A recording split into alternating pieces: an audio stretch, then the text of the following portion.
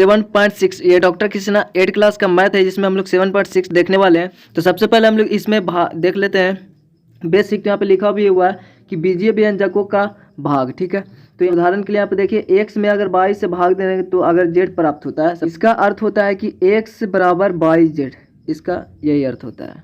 जैसे अगर हम कोई अंक लेकर जैसे कि 4 में अगर भागा दें 2 से तो आपको 2 मिलेगा, इसका अर्थ ये होता है 4 बराबर 2 इंटू 2, ठीक है। इसका अर्थ ये यहाँ पे भागा में है और ये इधर आ जाएगा तो गुना में हो जाएगा, तो ये इस प्रकार से हो जाएगा। ये तो इसका अर्थ है। यहाँ पे 22 जो होना चाहिए वो आपका 0 यानी इक्वल, 0 का इक्वल नहीं होना चाहिए। यहाँ पे आप लोगों को 3 चीज़ याद रखनी है, भाज और भाजक और भागफल।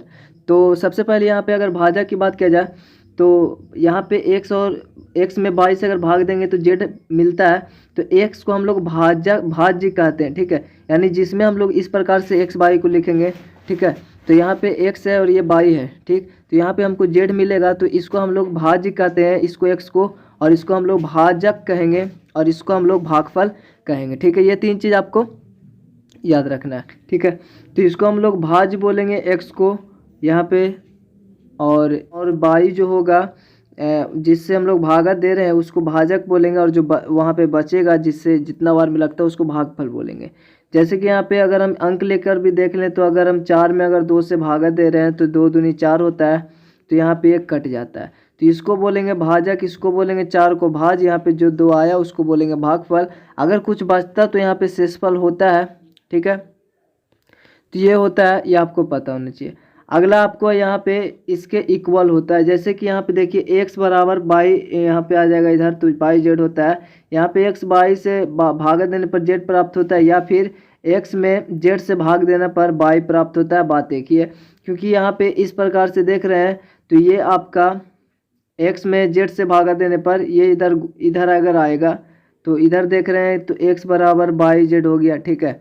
तो इधर आपका दोनों आपस में गुना में, चाहे इसको उधर ले जाएं y को या फिर z को उधर जाएगा तो वो भागा में ही होगा, ठीक है। तो z को इधर ले आए तो y बराबर होगा, तो ये आपका इस प्रकार से भी होगा। तो इस प्रकार से अगर हम अंक लेकर भी देख लें, जैसे कि अगर यहाँ पे 8 ले लें, 8 में अगर भागा देंगे 4 से तो 2 बचेगा, तो अगर हम इधर 4 को ले आए तो इधर तो गुना में हो जाएगा, तो 8 बराबर 4 इंटू 2 हो जाता है। तो अगर हम 2 से भी इधर भागा देंगे तो 4 ही बचेगा, तो वो 4 के इक्वल होगा। इसी प्रकार से यहाँ पे दिया हुआ है। कभी कभी भाग देने पर जो भाज होता है वो पूरा नहीं कटता है, तो ये आप ध्यान में रखिएगा कि कभी कभी भाग देने पर जो भागफल होता है वो पूरा नहीं करता है, और कुछ जो बच जाता है ना उसको हम लोग शेषफल बोलेंगे, ठीक है। उसको हम लोग शेषफल बोलेंगे। उदाहरण के लिए देखिए यहाँ पे आपका, उदाहरण के लिए यहाँ पे लिखा हुआ है कि इसमें अगर हम लोग भागा दे रहे हैं 25 में 6 से अगर भागा देंगे तो आपका क्या मिलेगा। 25 में भागा देने पर 6 से तो आपको भागफल के रूप में यहाँ पे 4 मिलने वाला है और शेषफल के रूप में 1 मिलने वाला, क्योंकि यहाँ पे 6 से अगर भागा देंगे 6 × 24 4 भागफल होगा, 1 बच जाएगा तो वो शेषफल हो जाएगा, ठीक है। इतना तो आप लोगों को भी पता होगा। इस स्थिति में हम इस तथ्य को इस प्रकार लिखते हैं कि जो 25 है, ठीक है, जो 25 है 25 बराबर 6 गुना 4 प्लस में 1, इस प्रकार से हम इसको लिख सकते हैं। यानी कि जो भाज बराबर एक फार्मूला हो जाता है भागफल गुना भाजक प्लस में शेषफल, ये हो जाता है, ठीक है। तो ये आपको पता ये भी होगा। जैसे 10th क्लास में इसका यूज है विभाजन या गुणन, मतलब यहाँ पे बोल रहा है विभाजन जो है गुणन का प्रतिलोम है, मतलब उल्टा, गुना का उल्टा भागा होता है, तो ये भी पता ही होगा। भाग के चिन्हों के नियम अगर हम देखें तो गुना के चिन्ह संबंधित नियम जैसे भाग के संबंधित नियम निम्नलिखित है। जैसे कि यहाँ पे देखिए दोनों अगर चिन्ह सेम है तो आपको प्लस मिल रहा है, ठीक है। अगर दोनों में डिफरेंट है तो यहाँ पे माइनस मिल रहा है, ठीक है। प्लस माइनस ऐसे भी माइनस ही होता है, तो इस प्रकार से होगा। और यहाँ पे x बाई और बाई में भागा देंगे तो बाई से बाई कट जाएगा, बचेगा x, लेकिन दोनों अंतर है इसलिए माइनस होगा, क्योंकि दोनों चिन्ह जो है वहाँ पे सेम नहीं है, तो इस प्रकार से होगा। और यहाँ पे अगर देखें तो ये दोनों सेम है तो आपको प्लस होगा। तो यहाँ पे याद रखना आपको, अगर सेम रहेगा तो प्लस और अंतर रहेगा तो माइनस होगा, ठीक है। By is not equal to 0, by बराबर के 0 नहीं होना चाहिए। उधर पे साइड में भी एक शर्त लिखा हुआ है। यहाँ पे देखिए भाग के लिए घातांक नियम, यानी इसको तो पता ही होगा। जैसे कि सर्वप्रथम हम एक उदाहरण पर विचार करते हैं। a के पावर 5 है तो a के पावर 5 को हम लोग 5 बार लिख सकते हैं, ठीक है। a Guna a Guna a Guna a 5 बार लिख सकते हैं, जिस प्रकार से यहाँ पे लिखा हुआ है। यहाँ पे बिंदु दिया हुआ है, इसका मतलब है इंटू, ठीक है। तो a का पावर 3 मतलब a को 3 बार, ठीक है। इसको हम आगे समझते हैं। तो यहाँ पे ए के पावर में अगर हम देखें, यहाँ पे लिखा हुआ आपका इसमें, तो ए के पावर में 5 लिखा हुआ है, उसमें अगर भागा देना है हमको, अगर भागा देना है तो ए के पावर 3 में, ठीक है। तो ए के पावर 5 से ए के पावर 3 में भागा देंगे तो इसको हम लोग इस प्रकार से लिख सकते हैं, इस प्रकार से हम लोग आराम से लिख सकते हैं। इसको बटे के रूप में लिख सकते हैं कि ए के पावर 5 में ए के पावर 3 से भागा देना है। तो इसका मतलब ये हुआ कि ए के पावर ऊपर तो 5 हुआ, इस प्रकार से लिख सकते हैं, ए के पावर 3 हुआ। 3 से 3 तो कट जाएगा, मतलब 3 हुए कट जाएगा, तो बचेगा कितना, 2a बचेगा, यानी ए के स्क्वायर बचेगा। ऐसे भी हम लोग को पता है कि जो घातांक होता है वो भागा में घटता है और गुणा में जुड़ता है। तो ए के पावर 5 में से 3 घटता है तो ए के पावर 2 बचता है, जैसे कि यहाँ पे लिखा हुआ है। तो ए के पावर यहाँ पे वही बचता। इसी प्रकार यदि m और n दो वास्तविक संख्या हो तो a के पावर यहाँ पे a जो 0 के बराबर नहीं होने चाहिए, तो इस प्रकार से अगर होगा भागा देंगे दोनों में, तो यहाँ पे m के पावर जो है m में से n घटेगा, क्योंकि यहाँ पे बेस सेम है, यानी ये दोनों में सेम है, और ये कंडीशन होता है जब बेस सेम हो तब, ठीक है। तो इस प्रकार से ये होगा। इसी प्रकार नोट यहाँ पे लिखा हुआ है, यदि किसी राशि का घातांक शून्य हो तो उसका जो व्यंजक मान होगा वो 1 होगा, क्योंकि शून्य हुआ है मतलब कि दोनों के पावर सेम होगा, ठीक है ना। ए के पावर अगर इसमें n है तो ए के पावर इसमें भी n होगा, तो n में से n गया तो 0 हो गया होगा पावर, ठीक है। n में से n घटा होगा तो ए के पावर 0 हो गया होगा, मतलब इसमें सेम में अगर हम भागा देते तो एक ही आता है, तो इसका मतलब ये निकलता है। तो यहाँ पे वैल्यू 1 होगा। अब यहाँ पे देखेंगे एक पदी का एक अन्य एक पदी से विभाजन करना, तो जैसे कि यहाँ पे 9x क्यू है, उसमें से अगर 3x में से भागा करेंगे, अभी एक पदी है, एक ही पद वाला है, तो इसमें से देखिए 3x और 9x क्यू को अखंडनीय गुणनखंड रूपों में लिख सकते हैं, जैसे कि 3x को 3 गुना x और 9x को 3 इंटू 3 9 को लिख सकते हैं, और x क्यू के 3 गो x इस तरीके से लिख सकते हैं। अब हम 3x को अलग करने के लिए 9x क्यू के गुणनखंडों के समूह बनाते हैं। तो यहाँ पे देखिए 3x उसमें से निकालना है, इस 9x क्यू में से 3x निकाल लेंगे, क्योंकि 3x से भागा देना ताकि 3x कट जाए, और जो यहाँ पे जो भी बचेगा वो आंसर हो जाएगा। तो इस प्रकार से यहाँ पे देख रहे हैं 3x को निकाला गया, इसमें से 3 और x को, तो बचेगा एक 3 और 2x बचा, यानी कि 3x बाहर आ गया और 3x स्क्वायर अंदर, यानी एक तरह से ये 9x क्यू ही है, उसी का रूप है। तो 9x क्यू में से 3x में भागा देंगे तो 9x क्यू यानी ऊपर लिखाएगा, यानी 9x के जहाँ पे ये वाला लिख देंगे 3x और गुना में 3x स्क्वायर, और नीचे में हमको भागा देना किससे, 3x स्क्वायर से, और ये 3x स्क्वायर घट जाएगा, मतलब कट जाएगा, तो यहाँ पे 3x बचेगा, ठीक है। वैसे भी अगर हम यहाँ पे भागा देंगे तो 3 3 9 कट जाएगा, और ये एक x है, यहाँ पे 3x से 2x खत्म, तो आपका बचेगा कितना, 3 तो बचेगा और 2x बचेगा, 3x स्क्वायर, ठीक है, यानी ये बचेगा। तो इस प्रकार से यहाँ पे सार्व गुणनखंडों को निरास्त यानी कैंसिल करने की जो विधि है वही है जो हम संख्याओं के विभाजन में करते हैं। जैसे कि यहाँ पे 50 है, 50 में 5 से भागा देना, तो 50 को हम लोग 10 गुना 5 लिख सकते हैं, ठीक है। तो यहाँ पे देख रहे हैं जिस तरह से ये खंड में बांट दिया गया, ताकि यहाँ पे 5 से 5 कट जाएगा, तो यहाँ पे क्या बचेगा, 10। वैसे भी अगर हम 15 50 तो 10 ही बचता। इसी प्रकार 9x क्यू में इसमें इस प्रकार से भागा दिया गया है, जो कि आपको पहले हमने देखा है, ठीक है। इस प्रकार से ये हो सकता है। अब यहाँ पे आप देख रहे होंगे, यहाँ पे अब हम पढ़ेंगे बहुपद का बहुपद से विभाजन, ठीक है। यहाँ पे बहुपद से बहुपद यानी एक पद का मतलब होता है एक ही पद हो, बहुपद का मतलब 2 से अधिक होगा, यानी 1 से अधिक होगा। तो यहाँ पे इस प्रकार से है 5x क्यूब प्लस 15x है, ठीक है, यहाँ पे आपको दिख ही रहा होगा। और इसमें हमको भागा देना कितना से, 3 भागा देना x प्लस 3 से, ठीक है। तो इससे हमको भागा देना है, तो सिंपल आपको क्या करना होगा, आप भागा देंगे। तो इसमें पहले इसमें हम लोग सार्व गुणनखंड देख लेंगे, यानी जो दोनों में कॉमन चीज़ है वो देख लेंगे। जैसे इस पर विचार करते हैं तो हर के साथ इसके गुणनखंडों की जांच एवं मिलान करने के लिए पहले इसके गुणनखंड करेंगे। तो जैसे इसका गुणनखंड करेंगे तो 5x क्यू को 5 गुना x लिख सकते हैं, क्योंकि 5 है और x डबल है तो 2, फिर प्लस है तो प्लस 15 को 3 इंटू 5 लिख सकते हैं, और 1 x है तो 1, इस प्रकार से इसको खंड करके लिख सकते हैं।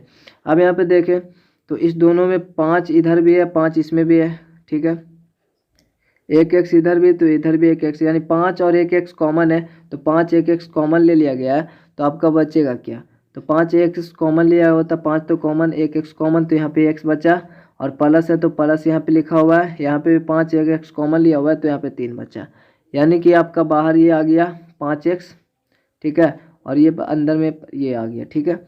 अब इसमें भागा देना था, एक्चुअली ये किसका रूप है, तो ये इसका रूप है और इसमें हमको भागा देना था x+3 से। तो यहाँ पे देखिए इसमें इससे भागा देना था, तो इसके जगह पे हम लोग ये लिखेंगे जो आया, ठीक है, ये लिखेंगे ये जो 5x² है और प्लस 5x है, सॉरी 15x है, उसमें अगर x+3 से भागा देंगे तो इसके जगह पे हम लोग ये लिखेंगे, ये वाला, ठीक है, जो निकला है यहाँ पे इसको लिखेंगे, ठीक है।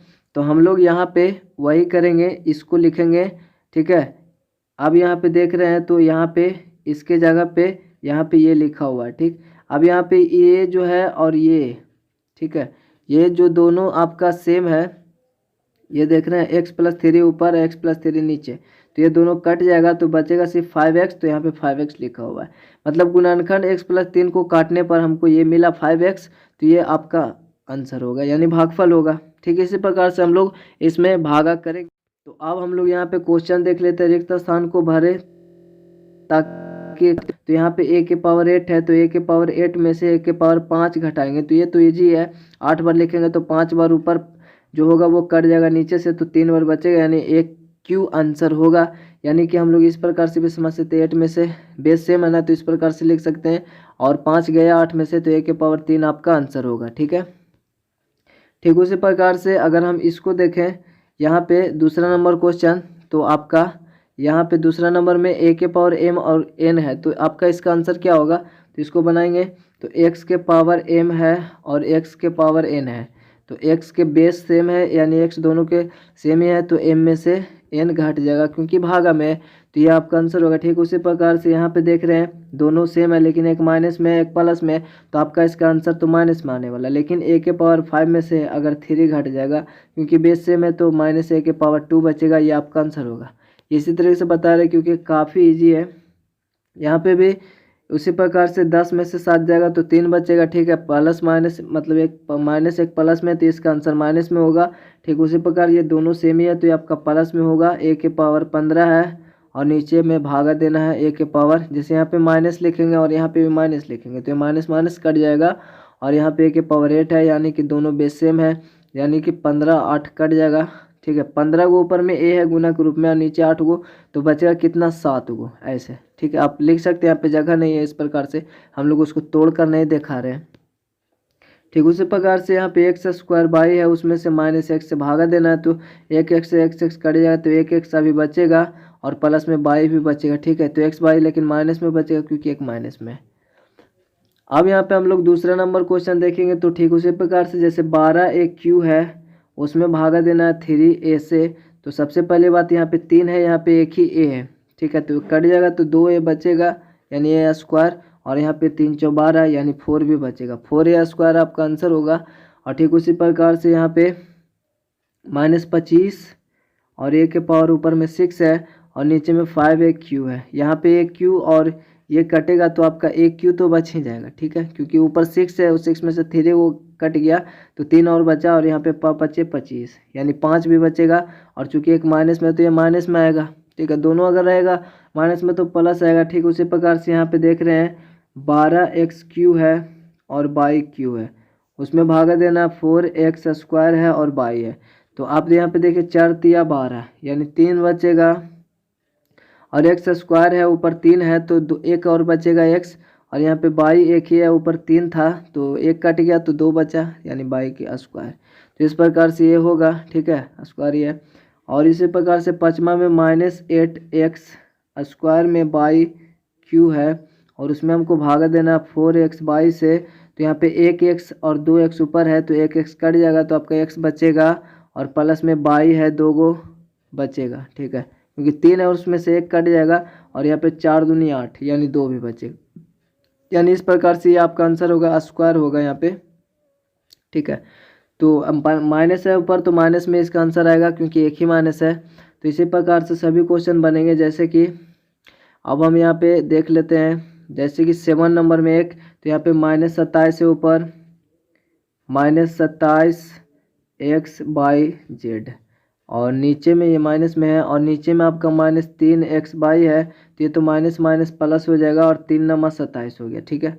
यानी 9 बचेगा और यहाँ पे x से x खत्म हो जाता है और y से y खत्म, तो सिर्फ z बचेगा यानी 9z बचेगा। ठीक है, यह आपका आंसर हो जाएगा। और 8 नंबर में आपका देखिए यहाँ पे -72 है, -72 और a के पावर 6 है और b का q है और c का q है और नीचे आपका -12 होगा और a का q है और b का स्क्वायर है।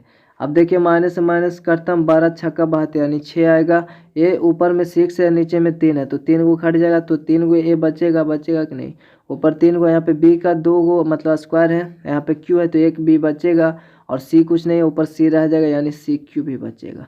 तो इस प्रकार से ये होगा। अब यहाँ पे 9 नंबर आपका बना हुआ है, जैसे कि देखिए यहाँ पे 165 x के पावर 7 y के पावर 5 और z के पावर 8 है, उसको हमको इतना से भागा देना है। तो यहाँ पे देखिए ऊपर उसको लिख लिए भागा देना है, जिससे उसको नीचे लिख लिए और उसके बाद में यहाँ पे देखिए 165 है ना, 165 को अगर हम तोड़ के लिख सकते हैं तो आपको लिखना होगा इस प्रकार से, 165 को 11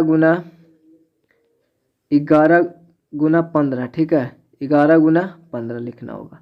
तो आप 11 गुना 15 लिखेंगे, 165 को लिख सकते हैं क्योंकि नीचे 15 वैसे लिखना जरूरी है, 15 से ये 11 बार में ऐसे भी कट जाएगा। ठीक है, तो इस प्रकार से हो जाएगा। अब एक 7 हुआ तो x गुना x गुना x गुना, इस प्रकार से हम लोग 7 बार इस तरीके से लिखेंगे। फिर इंटू है तो इंटू, और फिर y के पावर 5 है तो y गुना y, इस प्रकार से 5 बार लिखेंगे। और फिर z के पावर 8 है तो z गुना z 8 बार लिख सकते हैं, जगह नहीं तो इसलिए नहीं लिखा। ठीक है, यहाँ पे नीचे -15 है और x आपका यहाँ पे एक ही है, लेकिन y 3 गो है और z के 4 गो है, तो 4 बार गुना करके लिख सकते हैं z गुना z गुना z गुना z गुना z। ठीक है, उसके बाद में क्या होगा कि यहाँ तो 15 से 15 कट जाएगा, यानी 165 हो तो 15 11 बार में कटते तो 11 ही बचता है। ठीक है, लेकिन यहाँ पे माइनस में आएगा क्योंकि एक ही माइनस है, तो माइनस में शुरू दिया, 11 दिया हुआ है। अब यहाँ पे देखें तो एक x में से अगर ये x कट गया तो ऊपर के गो था, 7 गो था, तो 6 को बचेगा, 6 को लिखा हुआ इंटू में।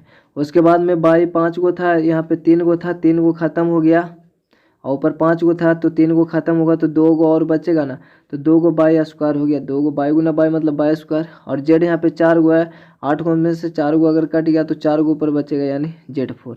अब इसको एक साथ लिख देंगे तो माइनस में बचेगा। ठीक है, यहाँ पे माइनस हो जाएगा, -11x, x के पावर 6 y के पावर 2 और z के पावर 4 होगा। ठीक है, तो इस प्रकार। और अब हम लोग 10 नंबर क्वेश्चन देखेंगे तो ठीक उसी प्रकार से ये बटे के रूप में दिया हुआ है, आपको सोल्व भी लिखना है और सिंपली बनाना स्टार्ट कर देना, ये कोई इतना हार्ड नहीं है। ठीक है, आप तोड़ कर भी लिख सकते हैं, जैसे कि यहाँ पे 16 तो 4 हुआ और x 15 है तो 15 कट जाएगा, 25 को ऊपर है तो 15 को कट जाएगा, तो कितना बचेगा, 10 को बचेगा, तो x के पावर 10 को बचा। ठीक है, और सिंपल एक माइनस है तो सिर्फ माइनस में होगा। ठीक है, और ऊपर प्लस में है ना, प्लस माइनस में है तो प्लस माइनस माइनस ही होता है, तो इस प्रकार से होगा। और उसके बाद में 11 में 13 से माइनस माइनस कट जाएगा।